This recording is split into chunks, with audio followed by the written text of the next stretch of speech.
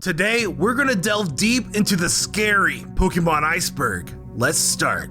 Missing No. There's a commonly known glitch Pokemon known as Missing No. While this seems to be an oversight in the game's code, several people have come up with theories as to what this Pokemon's place is in the world. Some have pointed out that Missing No is mostly seen on the eastern coastline of Cinnabar Island. Why is this significant? Well, Cinnabar Island is the home of the Pokemon Mansion and Laboratory, two places where several experiments have been performed on Pokemon, which eventually led to the creation of Ditto, Mewtwo, and revived fossil Pokemon. Thus, it is theorized that the many forms of Missing No are actually the corpses of the failed experiments, and even some of the Missing No are just discarded body parts, because if you look closely, you can see a stray eyeball. Humans are Pokemon. It is widely regarded that humans and Pokemon are different species, though there are several disturbing pieces of evidence that suggest otherwise. For example, there are several dex entries that suggest a Pokemon was human in a previous life, like Yamask, where it quite literally holds the face of the human that it once was. Or Gengar, a Pokemon that is spiteful of losing its human status, so it tries to take the lives of its companions to regain its previous form. Or disturbingly like Kadabra, where supposedly it was once a human with psychic powers that transform into a Pokemon while sleeping. And then there's the Kanolov Library, where there are several texts that suggest humans and Pokemon were once equals in ancient times. In the Sinnoh story too, it reads, "There lived a Pokemon in a forest. In the forest, a Pokemon shed his hide to sleep as a human. Awakened, the human dons the Pokemon's hide to roam villages," suggesting that humans are just Pokemon that have shed their fur. Red's death. In Generation 2, Red is found on the top of Mount Silver, ready for battle. However, once defeated, he suddenly disappears, never to be seen again. Some theorize that the player didn't actually battle Red, but the ghost of Red, which would explain why Red only speaks in silence. It would also explain why his mother states that he hasn't returned to Pallet Town for quite a long time, and why his computer is layered with dust. Maybe when the player defeats Red, they're releasing his soul to the afterlife, or rather turning his spirit into a ghost Pokemon. Blue's Raticate. This theory springs from the fact that Blue's Raticate makes his final appearance during the SS Anne battle, and after that, it is never seen again. And the next time the player encounters Blue, it is inside the Lavender Tower, and Blue states that your Pokemon don't look dead, implying that he was there to bury one of his own Pokemon. So it is theorized that the player themselves is the one who unlocks Blue's Raticate, and this is backed up by the fact that Blue is a party of only 5 Pokemon during the Lavender Tower battle, since he was missing his now deceased Raticate. Ghost Girl. Several Pokemon fans know of the Ghost Girl from X and Y, but many overlook the Ghost Girl from Black and White, which is far more disturbing. In Black and White, a young girl is seen on the Marvelous Bridge only to immediately disappear as soon as the player approaches her. A passerby then explains that the young girl used to play around the area with her Abra before the bridge was built, implying that her ghost haunts the area. In the sequel, she will also appear inside the Strange House and tells the player to return a Lunar Wing to the bridge in order to encounter Cresselia. From this, it is theorized that Darkrai is the one who enlifed her, and that her spirit clings on to seek revenge by summoning Cresselia to defeat the one who executed her. Sabrina. As we know, Sabrina is one of the strongest psychics in the Pokemon world, and in the anime, we were given a glimpse on what psychics can do when they become more powerful. As it was shown, when Sabrina split herself into 2 separate beings, her playful half turned her own mother into a doll and left her there in that state for several years. And when in this state, it was shown that her mother was completely helpless, not being able to move, eat, or even blink, only being able to communicate with other dolls that were nearby. And when you think about this, it makes you wonder how many other humans are trapped in a similar state by other psychics around the world, endlessly being tortured in a doll-like state while hearing the sounds of horror from others around. The Forgotten War. In every Pokemon game except for Hoenn, the player's father is missing, and not only the players, but most of the rivals as well. From this, the disturbing question becomes, what happened to everyone's father? One theory suggests that there was a great Pokemon war that took place right before Red and Blue, and nearly all fathers were drafted and tragically died in battle. This would explain why Gym Leader Lieutenant Surge mentions that his electric Pokemon saved him during the war, and also why he mentions the war as if it's obvious to the player. That means Generation 0 would be gruesome, and probably take place during an era where multiple regions are at war with each other, where there are fatalities everywhere. Spiritomb. In Legends Arceus, there is a side quest in Jubilife Village in which a young girl named Vessa tasks the player with finding 107 wisps. Upon succeeding, it is revealed that there is one more wisp, or rather, a Spiritomb soul. And where was that soul? It turns out that Vessa was one the whole time, and that her final misdeed was tricking the player into creating the evil Pokemon, Spiritomb. Voltorb's vengeance. It is well known that Voltorb are very cranky and will happily explode themselves just to get vengeance on those who get near it. And when looking at Hisui and Voltorb, Pokemon that look relatively happy, one has to wonder, what happened? According to Legends Arceus' official website, Voltorb's excitement often caused electrical outbursts and people thus considered them as pests. So in retaliation, they would plug the hole from which the electricity comes from and then toss them out of their villages, essentially suffocating them with their own current. Over time, these Voltorb would be tortured with their own electricity to the point where they become hateful creatures. And as time went on, their electricity buildup would eventually hit a critical mass, which would cause them to explode and die. And for those who couldn't take it, they would self-destruct to end their own misery. Zombies. In an early chapter of the Pokemon Adventures manga, there's a scene in the Lavender Tower where Red is approached by a horde of zombified Pokemon. And when looking at their flesh, you can literally see their skin decomposing and their eyeballs melting from their eye sockets. To know that such a thing exists in the Pokemon world is terrifying, because at any moment you could be jumped by a corpse that's possessed by a ghost Pokemon. The destroyed Pokemon universe. During the chaos of the Ultra Wormholes, the Frontier Brain Annabelle fell through one of them and landed in the universe that the Sun and Moon games take place in. And as a faller, the energy from the Ultra Wormholes caused a lot of amnesia. But she does mention to Lucre that she's from the Hoenn region and that she was a powerful trainer that protected a tower. And from this, the question becomes, she protected the tower from what? It is theorized in the universe that Pokemon Emerald takes place in, the Ultra Beasts have already taken over and have nearly destroyed everything. This would mean that every protagonist, antagonist, Pokemon, and people were annihilated from the Generation 1 through 5 games. And that's why ever since X and Y, we haven't seen a connection to the non-gimmick universes, which would mean that Annabelle and Lucre are the only survivors from that dimension. The Kangaskhan Hunters. Cubone and Marowak are known for the signature move Boomerang, which is based on boomerangs, which happens to be a tool in the real world to hunt kangaroos. And as the theory goes, early tribes of Cubone and Marowak used to hunt down hordes of Kangaskhan and took their skulls as headdresses. And these decorative skulls are then passed down to their offspring, which explains how a Cubone and his mother Marowak can both have a skull while being alive. So the Cubone and Kangaskhan families are connected, but the backstory behind them is grim. Dead Galarian Rapidash. The legendary Pokemon Calyrex mentioned that it once rode a steed during ancient times, but it couldn't properly remember what that steed was. From this, it is theorized that both Glacier and Specshear come from the same Pokemon, and that Pokemon being a deceased Galarian Rapidash. As the theory goes, Calyrex's loyal steed Galarian Rapidash got lost and froze to death, splitting into two Pokemon, the Frozen Corpse and the Ghost. With Glacier being the corpse, you can see that it shares the same pointy ears and horn as Galarian Rapidash, and with Specshear being the ghost, it shares the long hair and hooves. This wouldn't be the first time a Pokemon has frozen to death, nor split into two, so this theory may very well be onto something. Overworld items. It seems weird that wherever you go in the Pokemon world, there will be items laying around in the wild, especially ones that are artificial, like Pokeballs and potions. But the question becomes, why are they there? It seems irrational to just place items in weird places, but one theory suggests that the items are there from trainers who lost their lives in the wild while on their journeys. Legends Arceus further backs up this theory, as when you die in the game, you lose your items, and they appear as a satchel for other players to find on the spot where you died. So the next time you find an item, remember, it could be an item of a dead Pokemon trainer, and their corpse is probably nearby. Malamar. In the anime episode A Conspiracy to Conquer, a Malamar managed to take control of nearly everyone besides Ash and Meowth. It is revealed that this Malamar is truly evil and seeks world domination, and proves Jesse's Ekans wrong that there are bad Pokemon, not just trainers. Eventually, Ash and Meowth foil Malamar's plans and force it to escape, but the disturbing part is that Malamar uses a time machine to travel into the future. This means that the Pokemon world in the anime is doomed, because eventually the Malamar will become powerful enough to control every mind in the world, creating a dystopia. Brock's eyes. Brock is one of the few characters in the anime that's depicted with his eyes closed, and one has to wonder, why is that? One theory suggests that Brock is cursed like Medusa, in the sense that if one were to actually see his eyes, that person would be turned into stone. Which would explain why Brock only trains rock-type Pokemon, because it's impossible to turn stone into stone. And with psychics and vampires being canon in the Pokemon world, it wouldn't be surprising if there are humans out there that are cursed with these powers. Cheryl's death. In Pokemon Generations, there's an episode in which Cheryl visits the old chateau, and her entire adventure is very frightening.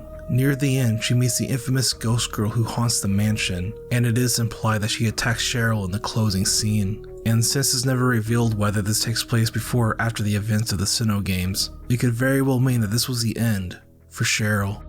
Pokemon candies. In Pokemon Go, every time you transfer a Pokemon to Professor Willow, you receive a piece of candy for it, typically one per Pokemon sent.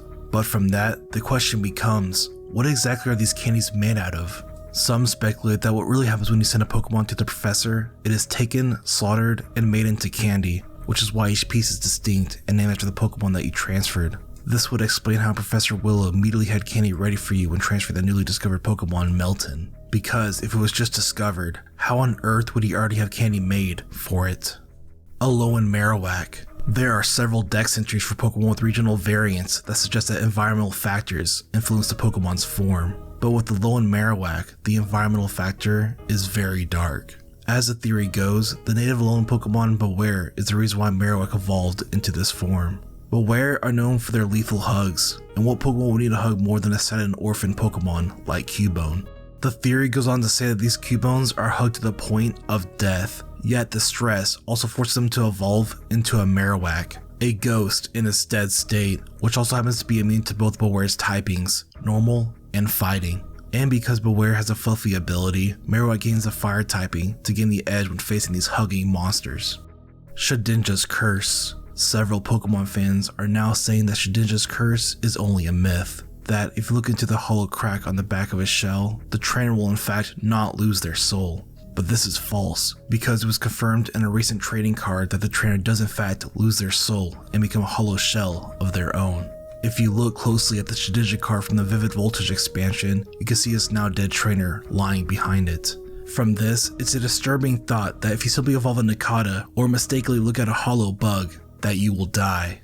Wally's Funeral. In Ruby and Sapphire, it is stated that Wally suffers from a chronic illness, though it is never fully explained on what he has. All we know is that he suffers from a breathing-like condition. With that in mind, we know that being in a cave like Vigi Road would not be so good for him, and disturbingly, after the player battles him for the final time, he is never seen again, as the theory suggests that he had passed away from his illness shortly after. In the remakes, Wally is surrounded by red spider lilies, which are flowers that are known to grow around cemeteries. And in Japanese folklore, these flowers are said to bloom when you cross paths with someone that you'll never see again, further implying that Wally met his demise.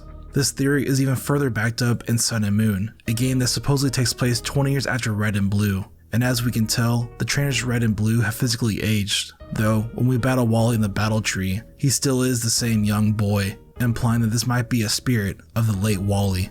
Portal to Hell. There is an episode in the anime called Gold Days in which a ghost girl hypnotized one of the characters, Conway, into nearly walking off a cliff to his death. Later in the episode, Ash and another camper, Angie, meet the ghost girl and she convinces them to follow her inside of a cave. But before they enter, Dusknoir, a Pokemon that guides spirits to the afterlife, flies in and stops them. And it is later revealed that the cave was actually a portal to the spirit world. However, it gets more sinister, because in the Japanese dub, it wasn't stated as a portal to the spirit world, instead, a portal to literal hell. Not the distortion world that Giratina resides in, but rather the single worst afterlife there is. And this girl that we see was most likely a demon, or the actual Pokédevil themselves.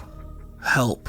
In X and Y, the infamous ghost girl is not the only disturbing instance in the game. There is another mysterious line of text that really makes you wonder.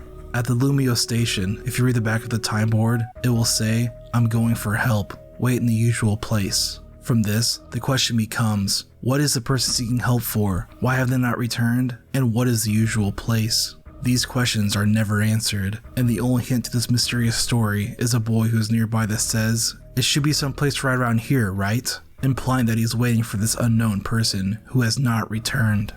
Gengar. In Pokemon Sun, Gengar's Pokédex entry reads, "Should you feel yourself attacked by a sudden chill, it is evidence of an approaching Gengar. There's no escaping it.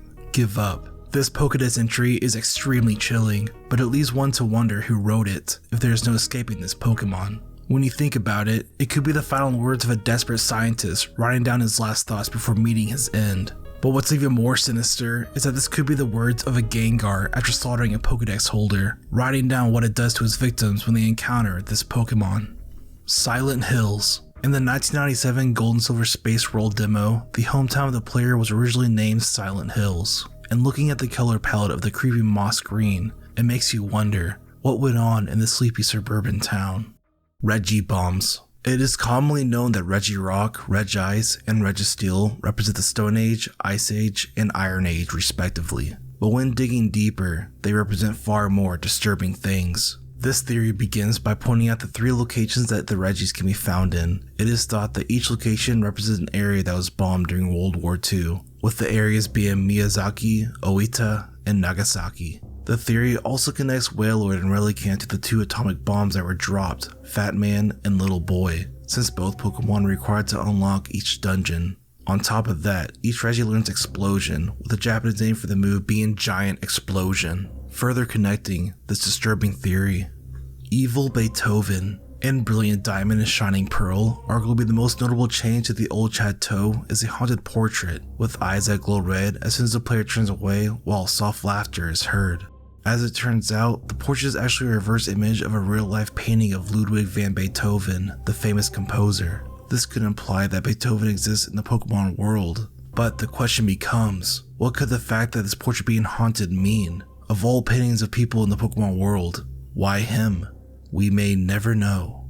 Gym Leader Crucifixion. In the black and white chapter of the Pokemon Adventures manga, there's a panel in which all the Unova gym leaders are captured and tied to poles. But when you swap to the Japanese version, the scene becomes a lot more horrific. Because in the Japanese manga, these gym leaders are not tied to poles, but rather tied to crosses, having each been crucified, showing just how cruel and twisted Getsus and Team Plasma are in the manga. Giovanni's death. In the Celebi event in Heart Gold and Soul Silver, the player travels back in time to stop Giovanni from returning to Team Rocket. Though, the mission takes a turn for the worse, because following his loss, Giovanni will immediately exit the cave and never be seen again. But when you listen, the reason becomes horrifically clear.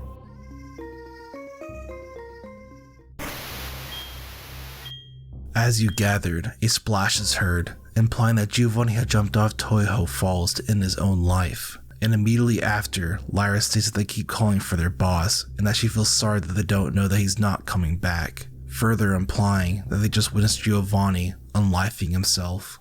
Eternatus Poison. If there were ever an item in the Pokemon world that made the user evil, it would most certainly be made with Eternatus Poison. Because during the Eternatus arc in the Sword and Shield Adventures manga, the main protagonist Henry made contact with the legendary toxin and almost immediately became a completely different person. He became selfish, filled with greed, and fed to his negative emotions, corrupting him to his core. Even with the fate of Galar on the line, he wouldn't give up the rest of Sword and Shield, 2 items that were critical to defeating Eternatus.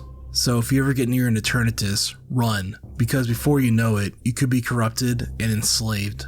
Female Symbol. Not much is known about the female symbol Missing No, but several fans have claimed that it is the single most evil glitch Pokemon there is. Just by glancing at its appearance, it has a horrifying look, being a shadow of nothingness with a strip of what appears to be blood.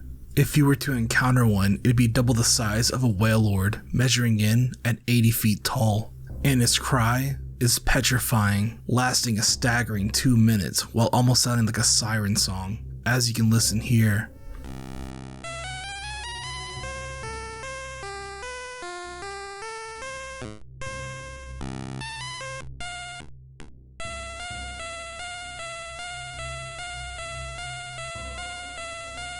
And at times, the cry becomes unending, trapping you in this melody forever. So when it comes to glitch Pokemon, this is the one that you don't want to encounter, because the female symbol is the Missing Nose Boogeyman. Trainer Schools. If you visit the Alola Trainer School at night, you'll discover that one of the classrooms is a lie. Because after speaking to the teacher, it is revealed that it's actually an undercover Hypno, and that all of the students who were attending the class were mere illusions. And considering that Hypno is known for kidnapping children and hypnotizing them, it is theorized that this is what happens in every trainer school across the nation, that every teacher is actually a Hypno keeping children prisoners in this hypnotism. This would explain why students are always at school, whether it's day or night, and why they say the same line of text every time you speak to them. It would also explain why there is no trainer school in the Galar region, since after the Hypno was exposed in Alola, further investigations followed, which caused every trainer school across the world to be shut down indefinitely. And possibly in Scarlet and Violet, the issue was finally resolved. But who knows, the teachers could very well still be Hypno. Erica's ghost. It is possible that Erica was originally intended to be a ghost-type trainer, and that Erica herself was meant to be a spirit. The evidence that suggests this theory starts with her yukata, because in Japanese culture when dressing the dead, the yukata is placed right over left, just like Erica's. The second piece of evidence lies in early concept art, where Erica is depicted as the 5th gym leader, and Lavender Town is depicted as the 5th town, suggesting that Erica was going to be a ghost-type specialist in the haunted city. And it is thought that Agatha's Pokemon team was actually Erica's, because in a Gen 1 beta leak, it was revealed that Agatha had a different team. So when encountering Erica, just know the dark past that she has. She can very well be a walking ghost. Buried alive. It is believed that Marowak's ghost was originally planned to be an NPC named Buried Alive. And with this NPC, it'd be a zombie who challenges a player to a battle. And for its Pokemon, it would have 2 white hands, a Gengar, and a Muck. Though, with this battle, something sinister would happen if the player lost. Something that would scar every kid who played this game. If the player lost, it would transition to a game over screen with Buried Alive eating the player with devilish eyes staring right at the viewer. And it was rumored that once you lost to Buried Alive, that it would come for you in real life. Dead Pichu. Mimikyu is a Pokemon that wants nothing more than to be as popular as Pikachu. But the question is, why? One theory suggests that Mimikyu is actually a dead Pichu, and if it hadn't died, it would have evolved into a genuine Pikachu. But before it could achieve its dreams, it unfortunately passed away, becoming the envious ghost type that it is now. However, with this theory, what explains the fairy typing that it gained? Well, it turns out that Pikachu is in the fairy egg group, which could explain the new typing. And lastly, Mimikyu can learn several moves that Pichu can, including Thunderbolt, Nasty Plot, Double Team, and Play Rough. So, it is entirely possible that it is a deceased electric mouse. Dusknoir's antenna. It is stated in various Pokédex entries that the antenna on Dusknoir's head captures radio waves from the world of spirits that command it to guide lost souls. But one has to wonder, what spirits are emitting these radio waves and how are the dead gaining access to them? Well, as it turns out, the Lavender Tower, a place full of graves, possessed mediums, zombies, and ghosts, was dismantled and converted into a radio broadcasting tower. And in order to do this, all of the graves had to be dug up and moved from their resting spots. So, it is highly possible that the radio waves emitted throughout the region are filled with crying spirits begging to be brought to the afterlife, and only Dusknoir is able to hear these calls. So the next time you listen to the radio in Kanto, just remember that there are unheard lost souls crying for help. Bone machines. In the first Pokemon movie, while Ash is trying to stop Pikachu from getting cloned, he is chased by an arm machine that appears to be made of human bones. And many fans have wondered, whose bones are they? Well, at the beginning of the movie, Mewtwo retaliates against the scientists who created him and unlifes all of them. And from this, it is implied that Mewtwo took their remains and used their body parts to create various machines, including this horrifying arm machine, and quite possibly the Mewtwo Ball itself. Unlifing Pokeballs. There is a theory in quantum mechanics in which if someone passes through a teleporter, they don't actually teleport, but instead are disintegrated and reassembled in another location. This idea brings up the issue whether if it's the same person or just a perfect duplicate. And if it's the latter, that would mean that the original was gruesomely unlifed by the teleporter itself. This same concept can apply to Pokeballs, as we only see the Pokemon surrounded by energy until we only see the energy itself. And then inside the ball it stores the data of the Pokemon so that it can recreate them every time they are sent out. This would mean that whenever you recall a Pokemon, you are actually unlifing them. And the next Pokemon that is sent out is merely an imposter of your previously beloved original Pokemon. Routes 9 and 11. This disturbing theory is in plain sight, yet few fans have taken this into account when playing the game. In Black and White 2, Team Plasma has changed from forceful activists to full-on terrorists, and the city they targeted happened to be Opelucid City, freezing it over with Kyurem. The real-world connection here is chilling, as the routes on the left and right of Opelucid City are Route 9 and Route 11. And what's even more disturbing is that the Pokemon Yamask can be found in the Relic Castle, a location where the Twin Towers would lie if you placed a map of Manhattan over Unova. And when you read Yamask's Dex entry where it states that it looks at its own face and cry, it becomes an even sadder story. The end of Pokemon. The late anime writer Takeshi Shudo once wrote a blog on how he imagined Pokemon ending, and what he presented is not what you would expect. He stated that if he wrote the last episode of the anime, he would have staged a rebellion, much like Spartacus from ancient Rome. He continues by saying that at first glance, the Pokemon would appear to be friends with their humans, but eventually as the episode progressed, they would realize that they're actually being used as slaves, which would eventually lead to an uprising. And with this uprising, Ash's Pikachu would stand as the leader and would inevitably battle Ash and the human race in a gruesome war. And from Shudo's words, that's the extent of what he wrote. But he does state that that would have to be the last episode of Pokemon.